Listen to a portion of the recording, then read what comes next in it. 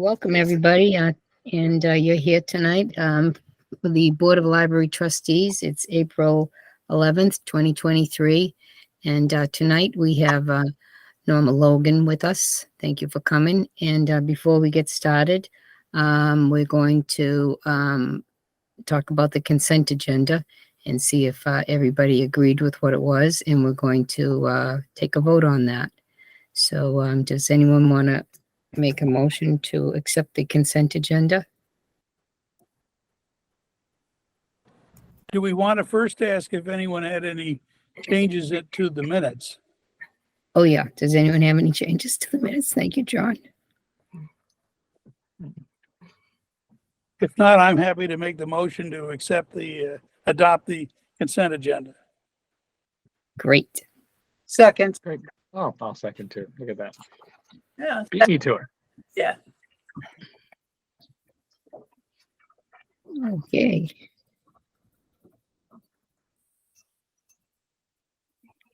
So now that that's great and done, and the minutes were perfect, thank you. And it was great that Liz was mentioned in the, Donna, yes? I think we have to vote. Oh, yes, thank you. Oh, hello. Hi, Sarah. How are you? Okay, so on my board as it is, Sarah, how do you vote on the consent agenda? Yes. Okay, Donna, Yes. John Hall, Yes. Judge Mikulik, Yes. Sherry McLeish, Yes. okay, and Marguerite Hoban, whose mind is elsewhere, yes. All right, so, and Norma, like I said, thank you for coming and thank you for all the good work you've been doing on that great big job you have up there on the third floor, keeping everything in line. So please tell us what's going on as co-head of the literacy services. Yeah. Hi. Thank you, Marguerite, and good evening, everybody. This is an appropriate time for me to meet with you because April is National Volunteer Month. And although there are many volunteer opportunities, the time and commitment that literacy volunteer tutors give to educate and help their adult students are substantial. We're always grateful every month for and proud of them as well for the work that they do. They really are amazing. So a year ago this April, I met with you and I felt that we were just coming out of the shadows of COVID. Tutors and students were starting to come back in person, and we continued to train new volunteer tutors. However, we were not seeing many new students coming to seek English instruction, and our waiting list wasn't growing all that much. We had lost many students on the waiting list, largely due to ramifications of COVID, we believed. Now, a year later, our tutors and student matches continue to increase, and the student waiting list is growing larger. In fact, we have met and added 26 new students to the waiting list since January. Wonderful. Yeah, this is noteworthy because in all my years of supervising the literacy program, I have never seen this many new sign-up students in this short period of time. But I think this is in part due to a new humanitarian program that was started this past January. It was started through the Department of Homeland Security for nationals of Cuba, Haiti, Nicaragua, and Venezuela who are seeking safe haven within the United States due to conditions in their home countries. One of the requirements, though, is to have a sponsor in the United States. And we have had sponsors bring in potential students. Mostly we've seen them from Haiti and Venezuela recently. We have also had family members bring students from the Ukraine, but they have come to the United States from other refugee programs. To give you an idea of the present makeup of the literacy program, although the numbers keep fluctuating, they fluctuate month to month and sometimes day to day, believe it or not. We have about 100 active students right now. We have 55 active tutors.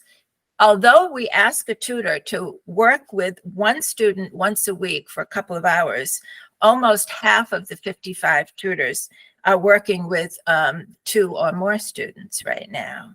That's a new trend that I've never seen, and they are doing it, by their own request. Of the 55 active tutors, about 10 or 12 continue to work remotely, and they have been working remotely all through COVID.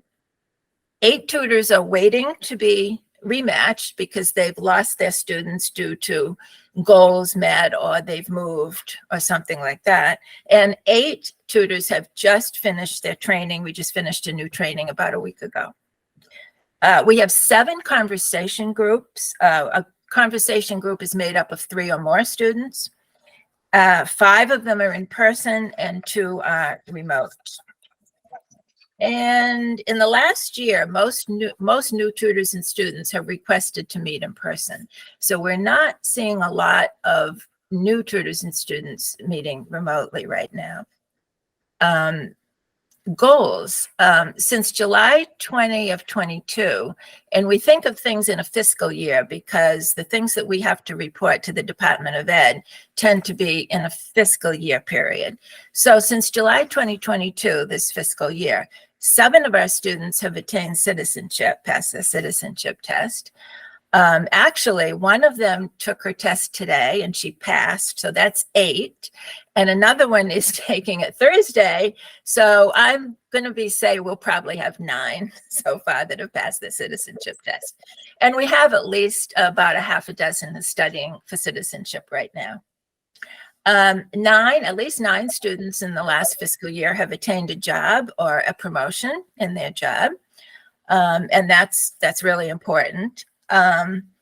So we continue to have our orientations, our tutor meetings, our in-service workshops, and tutor trainings on Zoom. It just seems more comfortable for everybody still right now. We are really hoping that very soon we can start to have some in-person events. The one big plus in having remote tutor trainings is that all the literacy volunteers of Massachusetts sites across the state can host a remote training and at the same time accept potential tutors from other LVM programs. If the dates for their home program do not meet for one of the tutors, they can go to another training but come back to their home program and tutor there. So that's a big plus for having remote trainings. So I suspect that for this reason going forward, all LVM programs will eventually have both in person and continue to have some remote trainings, which is a good thing. The sharing of resources is beneficial to everyone. We always need tutors. As you can tell, we have a growing student waiting list. So I would invite anyone who is interested to be a tutor or needs help to be a student to contact us at the library. Our literacy department direct phone number is 781-769-4599. And in closing, on behalf of the literacy staff, the students, and our tutors, I'd like to thank Clayton and the board for its continued support. And I'd be happy to take any questions, of course.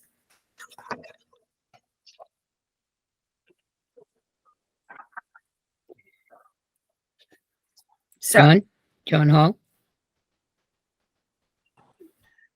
questions? Yes, Norma, I'm very intrigued by this new program through DHS. It gives us some hard data on the quality of some of our newer immigrants settling in Norwood. And there are some public debates in the town where this kind of better news, more factual news would be a nice contribution to the discussion. So I think we might all look for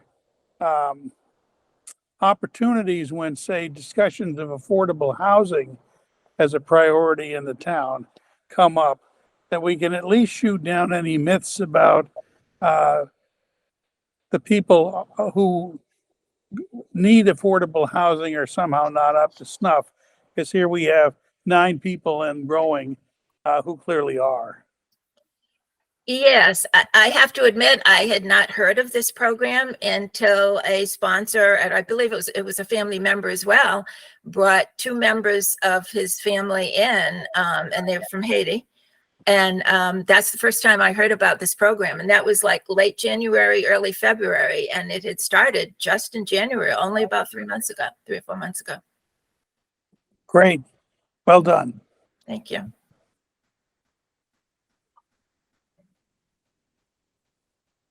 Anything else? Donna Montgomery. Norma, I have a neighbor who, he's been here a while. He's married to an American citizen and he speaks English pretty well. And he wants to start his own business, but his pronunciation is difficult to understand. You know, he's reading and speaking. He just doesn't pronounce well. He's not clear. Do you help with that? Yes, we do.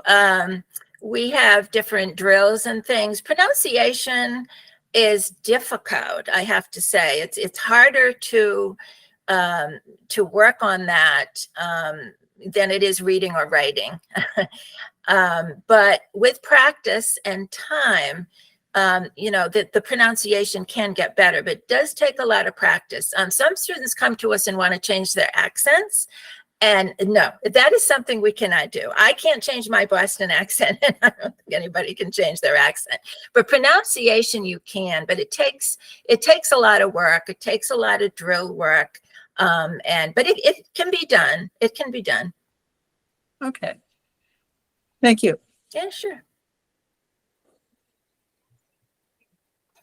Clayton. I just wanted to take a moment and thank Norma for all her work leading the literacy department. I had the honor last week of joining, as I do at the end of every session, of new tutor trainings and getting to appreciate that it's volunteer month. And it is amazing the amount of volunteer work that goes into providing these services.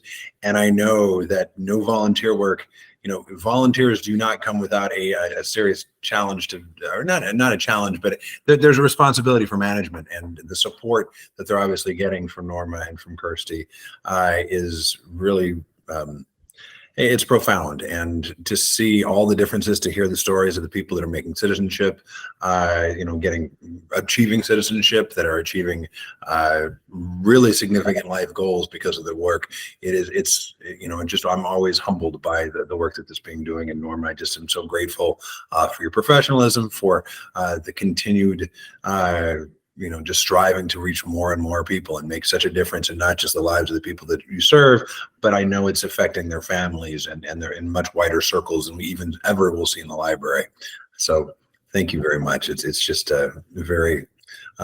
it's why a lot of us come into work, because this is really making a difference in so many lives. And it's one of the things that fuels me every day. So thank you.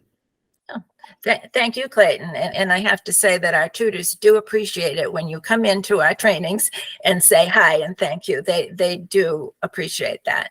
And really, a literacy tutor has a lot of training involved. They have to go through 18 hours of training with us before they take on a student. We only ask them to do once a week for a couple of hours, but the training that they have to go through is really substantial. So we are grateful for their time for that. So thank you. It's clearly an investment, but an investment that pays off with such interest that it's incredible. Yeah.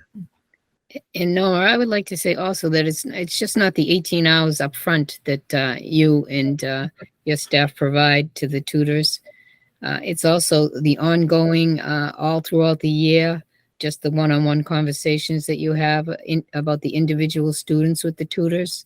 And how you are able to come up with lesson plans to help them to meet the goals of the students and to help the tutors to get through rough points. And also it's the speakers that you bring in, the excellent speakers that you bring in to help the tutors to reach the goals, to formulate excellent teaching plans, and to give them an opportunity to meet with the other tutors. That is just so key to them to be able to have a platform for them to meet with them and talk to about them with the problems and the challenges that they have with their own students. So much of that gets worked out, and you're so gracious, giving them the time during the class to be able to do that. And that newsletter that you send out is beautiful. You do so much more than you are saying right now, because you're so humble and you're so gracious. I'm just, you just don't know how to toot. So I'm trying to do it for you, and I can. And it obviously is making you uncomfortable, but you are. People come from other towns and other cities for the literacy program at Norwood. So it has a wide reputation, and tutors come here too to teach at Norwood. It's a well-known, well-established, wonderful program. So thank you. Thank you, Margaret. Appreciate it. And thank you. Okay, so Clayton, I'm turning it over to you for the reports. Okay. The first report that we need to mention is the personnel and contract updates. We talked last week about Michelle's pending retirement at the end of May. Jeannie O'Toole, as I mentioned in the packet, has also announced her intention to leave concurrent with Michelle. We will miss Jeannie, and we will especially miss Michelle, who has served for such a long time for the town. We are, there's a group of staff that are putting together a farewell open house on Friday, May 26th from 1 to 3. Casey, Lydia, correct me if I didn't get those details correct, but I'm pretty sure that that's the correct information. And I encourage everybody to come by and wish Michelle well. There's some other efforts to do a collection that we're doing in staff and other ways to pay tribute to her as well. So certainly you don't have to wait until the end of May to wish her well, but I hope everybody who has known Michelle over the years will make a point of coming by and thanking her for her lifetime of service to the town. It's really something that we would not be who we are today without all of her contributions. I have good news. I took the information from our personnel subcommittee meeting that would happen before our last meeting and shared and had a dialogue with representatives from the staff union, a staff association, and we have reached an agreement that we are working on documenting in an MOU so that it's ready to be signed if we are able to secure funding for increasing the weekend hours of the library at town meeting next month. So that's very exciting. And so that's, obviously we need to have the final document executed, and we will wait until the money has been granted to execute, but we have reached an agreement on how to get there. So feeling very positive about that. There are no other personnel or contract updates. The programming report, which is next in the line of reports. There are lots of programs happening all the time. We have the spring music series happening right now, the summer, the Sunday concert series. There's another one coming up this Sunday at 3:00 that I hope people will come and visit. And there's been some great concerts so far. So there is also this Friday is the beginning of the Peep Diorama contest, and it's the motion Picture, what is the Motion Picture Academy Presents, I believe, is the theme, or something along those lines. We're looking for dioramas involving peeps celebrating motion pictures. So you can sign up to get a peep and a box of peeps. You're welcome to supplement with additional peeps. And then people will go home or wherever they wish and construct their dioramas, take a picture and share the picture with us. You don't need to bring anything back to the library, but people can share a picture, and then we'll both have voting online, and really the voting that's going to count is we'll be printing pictures and asking people to come to and visit us in the library so people can vote for their favorite dioramas. There's much more details about that on our calendar, but that's always, that was really fun. This is the second time we're doing that. So people who celebrated for Easter last Sunday or celebrating Orthodox Easter this coming Sunday, or who just like Peeps and aren't doing anything with Easter, it's open for everybody. So everybody who enjoys Peeps, that is, so, or the movies, which is probably just about all of us. So there's lots more programs I encourage people to go and check out. We'll talk about Norwood 101, which happened just last night, later in our agenda, which was great and had a wonderful turnout. And I was so glad to see so many of those of us that are here this evening last night in the library. The next report is about maintenance repair. Things are moving well in the library. We've gotten some new furniture, which I think we can, or new to us furniture. We were able to repurpose some furniture the fire department was getting rid of. And so we now have nice cushioned chairs in the study rooms. Whereas if you ever sat in the study rooms before, they were very sturdy wooden chairs that you realized how sturdy they were and how much sturdier you may need to be if you sat in them for a little bit. But now we have a little more cushion to encourage people to, really focus on the work at hand, not their posteriors. So we're pleased to have those chairs. Thankful for the fire department for making those available to us. There's also really, when we think about the facilities, Lydia pointed out in her report, and I mentioned in my report as well, the work of the Space Force and the rearranging of furniture in the building.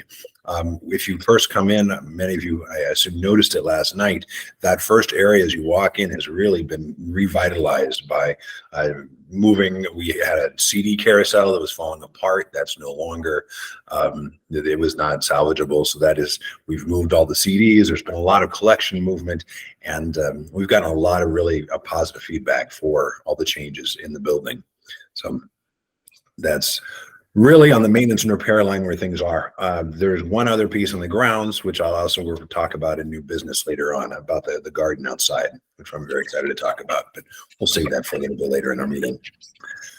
And the final report in this section is the Friends of the Library. And I have had some great conversations with members of the Friends. They have a lot coming up, but Marguerite or Lydia, I think it's more appropriate for one of you to give that report. So I will pass the baton. Well, one thing I'll say about the Friends of the Library is that they had a great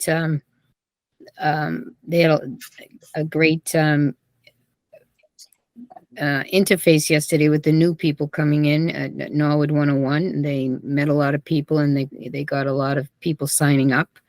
And that was Catherine Swanson's first Norwood 101. So as the new president, and that was great. She met a lot of people in town that she hadn't met before too. So that was wonderful. And she has joined the Friends email, the state. So she's getting acclimated to that. And so she seems to be going forward and finding her way through. It's a great undertaking, but she's finding her way, and so she's getting into that. So, Lydia, do you have anything you want to add to that? You've been working with her too. I don't think I have anything to add since last time. I don't think I've met with them since the meetings that we already told you about. And yeah, it was just great to, well, I was so busy upstairs, I didn't even get to go downstairs and see the Friends table at Norwood 101, but it was great that they had an enthusiastic presence and had their own raffle baskets and were greeting people at the door. So yeah, things are going well. Yeah, it was great. And I know they're excited and getting ready for their spring book sale, which is going to be happening before our next meeting. So, and they are still looking for volunteers to work at that book sale. They're especially looking for people on Saturday and Sunday to work the book sale. They do have people to set up the room on Friday morning, but they are looking for people to help them to take down the room on Monday. So Saturday, Sunday, and Monday, if anybody can help, you can get in touch with Helen. And so through the Friends of the Library.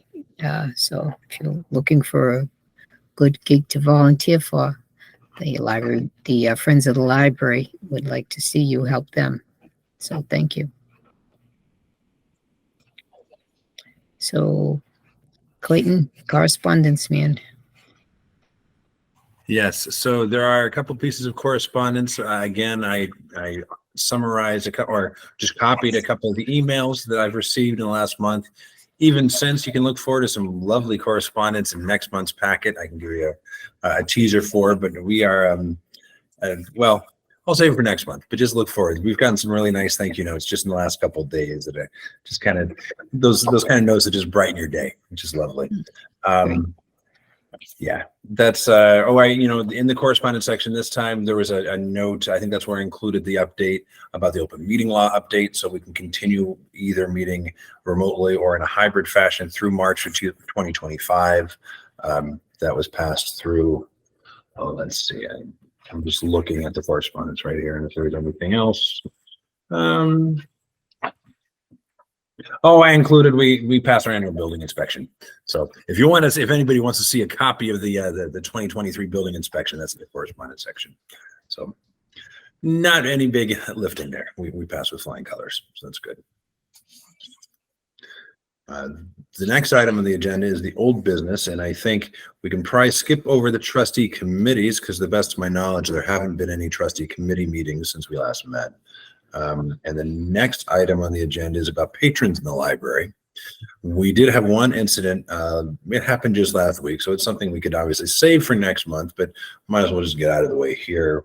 We had a patron who's been known about town for a number of years, and he seems to, he goes on a cyclical cycle. We are in the process of serving him with a 30-day letter of disinvite or a letter of no trespass because he left the bathroom in such a state on numerous occasions and of disarray that it had to be closed and extensively cleaned. And then he soiled the cushion last Wednesday night. He's creating an unhealthy situation for staff and other users of the library. So the next time he comes in, he will be served with a letter, but we're also working and seeing if there's other ways to help him with his the challenges and help him figure out how he can better take care of himself so he can continue to appreciate the library.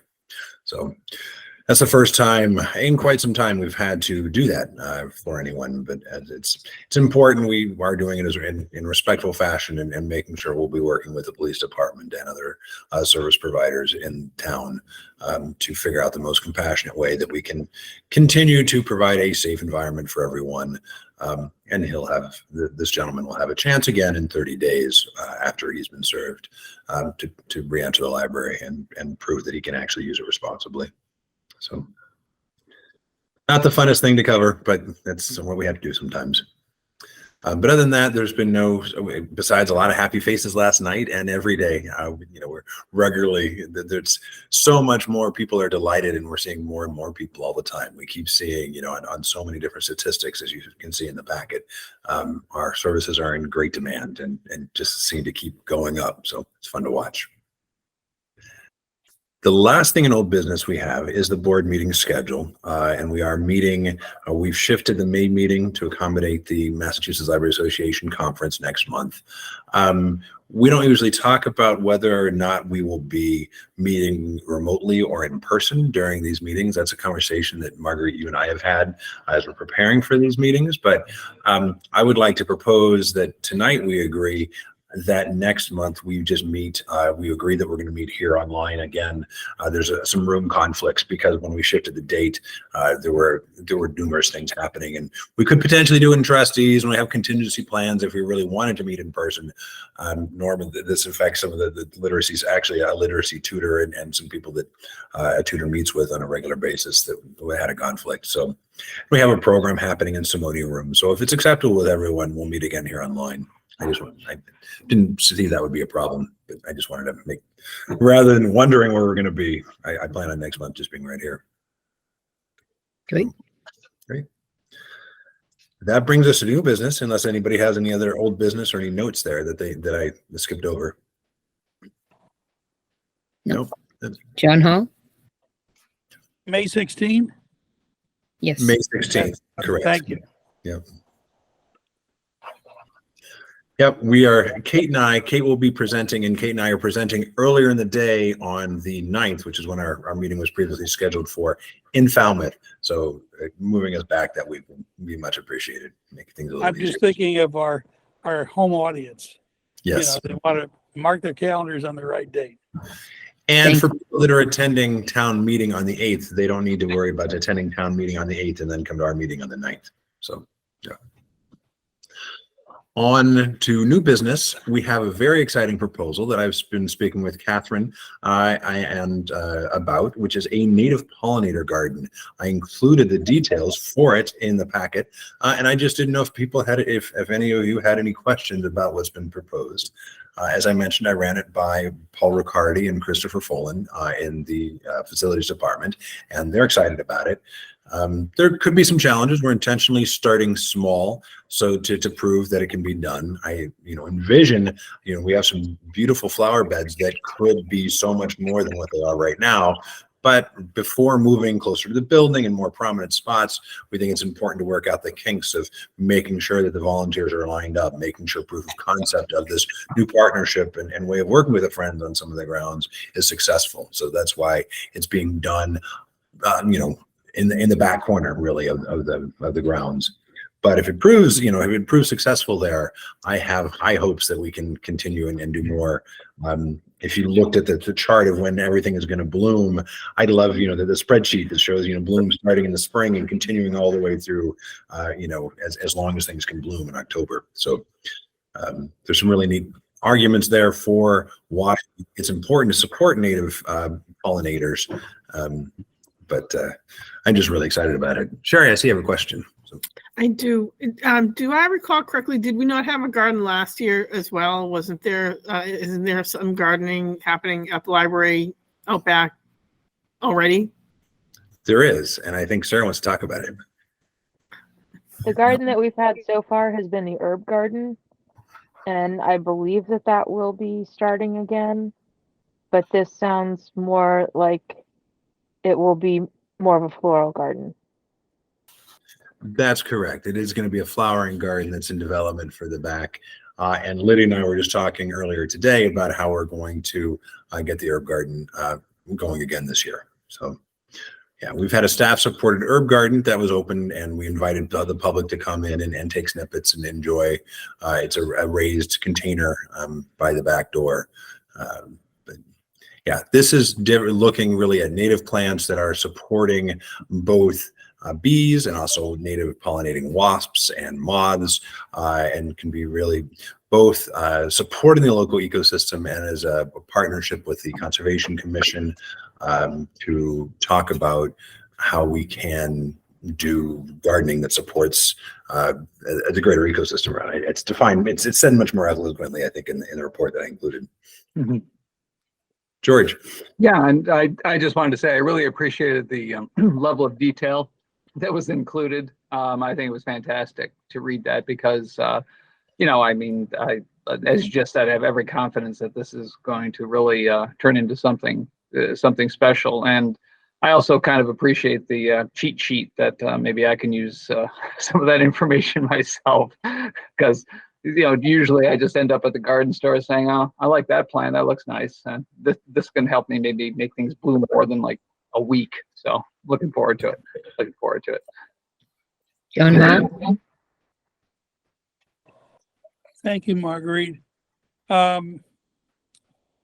Give some thought to making something about this one of the announcements at town meeting. I think it's going to be of interest to a lot more than our usual target audiences. You might also get in touch with the Norwood Evening Garden Club, private organization, but they're interested in anything gardening, and they might be some reciprocity or mutual support available there. Donna? It's my understanding that Susan Clare is encouraging or trying to do something to have little pocket gardens all over the place.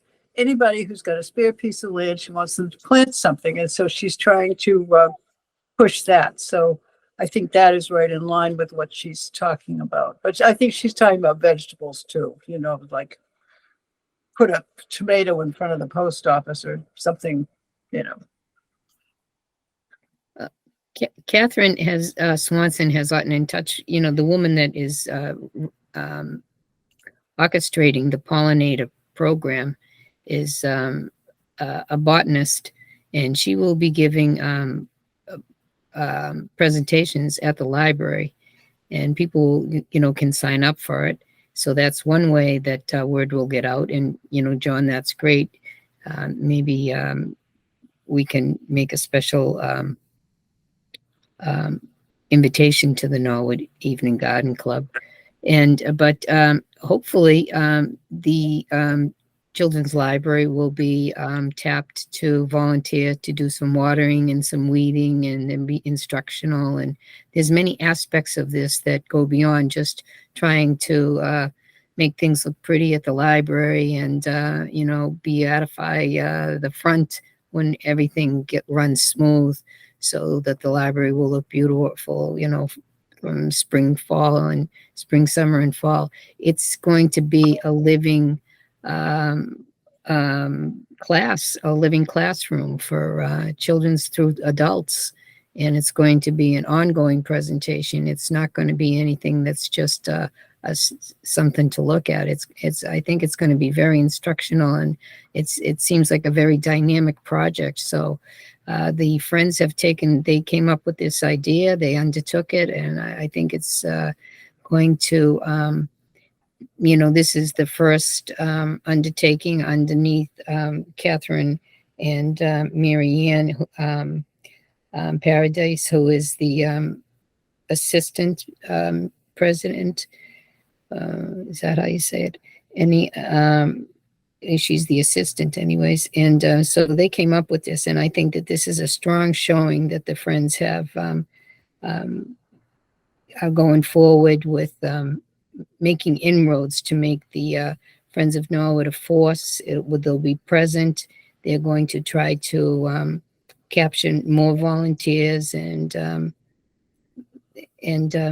make the Friends something that people will want to join and want to be a participant of. And hopefully that will mean more funds for the library. There go more presentations for the library. And it's just going to be, I think it's going to be a very great thing. So I'm looking forward to every aspect of this. I'm very excited about it. I'm as excited. This is since the steampunk logo. This is that George made. This is the next thing that excited me. I'm all set. Well, great. I look forward to, I'm sure you'll be sharing that with the Friends, and they will be meeting to figure out some funding to make sure that they can do this at a scale that they can be proud of, and that's something that can grow. So Yeah. It's an exciting process. I'm excited by it as well. John, you'll be glad to know Catherine was actually one of the founders. I was talking to her about the Evening Garden Club, and she knows that people are engaged because she had to found the club, and certainly knows that people are on the table there. And we've seen them recently at Art and Bloom, and we do love working with the Evening Garden Club. So yeah, we've been looking at all the different collaboration opportunities, and I'm sure we'll discover more as we go forward. So it presents a lot of opportunities.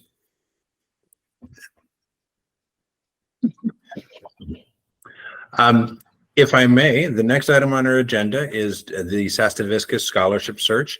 It is underway. We are looking for candidates, both current and past employees and volunteers of the library who are pursuing educational goals can apply for the $1,000 grant from the Sastaviscus family. So we'll have more about it when we name the winner, but it's always nice to let everyone know far and wide. If you know anyone who's ever worked for or volunteered for the library, in current, past or current, it would be great to have them step forward and apply. Sarah. A note of clarification. Is it $1,000 scholarship or is it 2 $500 scholarships? It is $1,000 scholarship. Yeah. And the last item of new business on our agenda is a debriefing about Norwood 101 last night.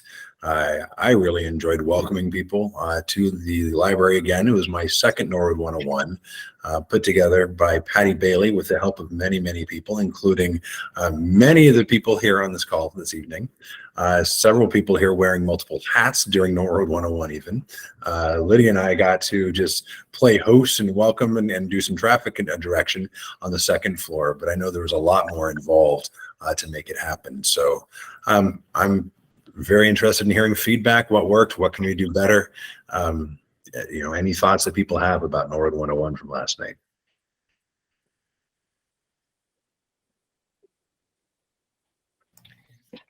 Well, I have to say that I thought that the weather was definitely on our side. That was the best weather for any Norwood 101. So we owe some thanks to Mother Nature. So thank you.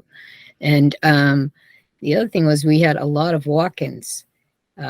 So the word of mouth was there, but they didn't. A lot of people didn't sign up, and that was good.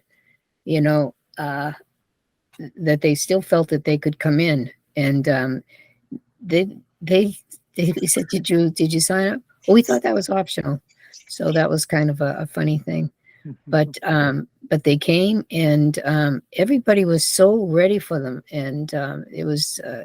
From my point of view, it was just the greatest one yet, and I say that every time they have it. Oh, this one was so great. Well, this one was so great, but yeah, last night was so great. So, anyways, it was like you say, clockwork. Yeah, my point of view. Yeah. Judge. Yeah, no, I thought it went. Seemed to go very well, and I didn't see any. Obviously there were some bottlenecks just because of the number of people that were especially like in the Simone room and in some of the groups there. But I think that everyone was well represented, and all the individuals that I spoke with from the different town organizations as well as the different clubs and whatnot all had great responses. Were obviously very friendly and very eager to talk about what services they offered or what their core interests were. And I can't it's all I can say is that it's too bad that more towns don't do this, because I just know so many people that move here, and I have some new neighbors, and they don't know where to go for anything or who anybody is. And so I think that, in one shot, you really get the opportunity to kind of, get a hold of the town and understand how it works. So no, I think, and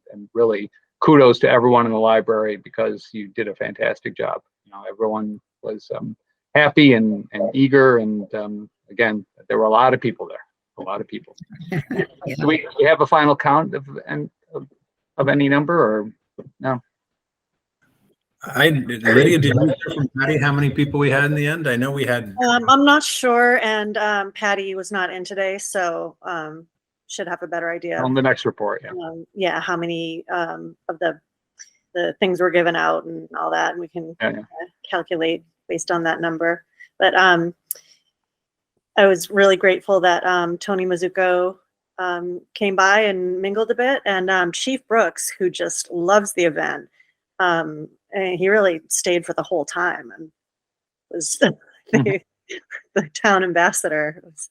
That really made a big difference too. Yeah. And he represents, he would certainly appreciate the support of Chief Brooks. And he was telling me this morning that he'd invited an officer to come and just to see it and experience it, one of the new officers in the force, and didn't have the expectation, didn't put forth the expectation that they would stay the entire time. But the officer did, and had such a great time being there and just being. And I've heard that from other people who've recently joined Norwood, that events like what we did last night really help people feel proud about working and living in the community. So yeah, it was an exciting night. John Hall. Any plans to strike while the iron is hot with after event kind of stuff? Can we get a article in the Norwood Record? Can we develop a page that goes with the page that's usually in the town meeting report that has a cross section of, if you want to contact this department, go call this number. And instead it would have underneath it, maybe a couple of sentences about what you might want to be contacting them for such and such. And, courtesy of Norwood 101, just something that stimulates interest for the future for people who didn't come because they just didn't know that that was something that would be so valuable. Plus a little bit of the information being available on a long time institutional basis. Something to think about. Yeah, one thing that we decided is that with the extra bags that were left over, we're going to work with whoever the new Michelle is and start giving them out when somebody gets a new library card. I mean, people can get a library card and they're not necessarily new residents, but often while issuing somebody a library card, you chat with them. And if you learn that somebody is new to town, then, say, oh, just a sec, and, go out back and grab one of the goodie bags with a bunch of information and prizes in it beyond just the usual info packet about library services. Additionally, the NCM was filming, so we're eager to see their piece about it. I know that there was a reporter covering it last year. I'm not sure if there was this year or not, but it would be nice to see something in the paper.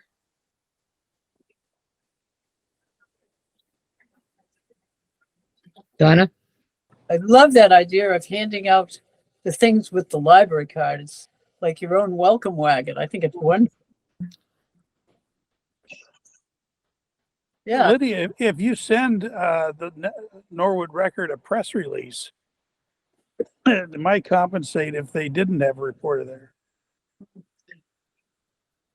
But I could see encouraging some of the Brazilian and other businesses around, the Indian businesses and so on as well, to contribute, put in a coupon or something. I can see that as being very productive all the way around for both the library and the local businesses and the people. Wonderful. Yeah, it was really nice this year. What is the pizza place called? Veggie Crust just moved in. Yeah. Yeah, Veggie Crust, new business. They provided some things to go in the bags, and they graciously donated pizza to the library staff on the day when Patty went to pick up their materials. So Oh, nice. it is a really good way to form relationships with the business community around town, and we've had a lot of the same businesses participate year after year, and I think Patty goes out of her way to reach out to new businesses to sort of invite them to get the word out about their new businesses and sort of welcome them to town as well. Yes, she does a wonderful job. She's really, speak about an ambassador. Patty's an ambassador too. Yes, yeah, excellent.